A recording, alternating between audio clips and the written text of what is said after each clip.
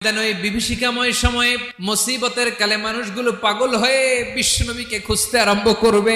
সবাই মিলে বিশ্বনবীর কাছে যেয়ে বলবে, ইয়া রাহমাতাল লিল আলামিন, দেখেন আমাদের কি অবস্থা, কি কঠিন বিপদে আমরা আছি, দাঁড়াতে পারি না, সূর্যের আলোতে ঘেমে হয়রান। বিশ্বনবী মাকামে মাহমুদে যে আল্লাহু আকবার বলে সিজদায় লুটিয়ে পড়বেন, বিশ্বনবী এমন ভাবে অজর দ্বারায় সিজদায় লুটিয়ে পড়ে কাঁদবেন, রব্বুল আলামিনের রহমতের দরিয়ায় জোশ লেগে যাবে।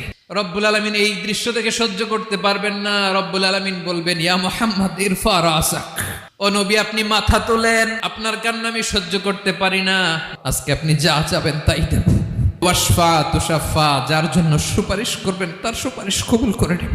নবী মাথা তুলবেন, তুলে বলবেন, রব্বি হাবলি উম্মতি, আল্লাহ তুমি আমার গুনাহগার উম্মতকে বাঁচাও। এই দুনিয়ার বুকে রব্বুল আলামিন সব নবীকে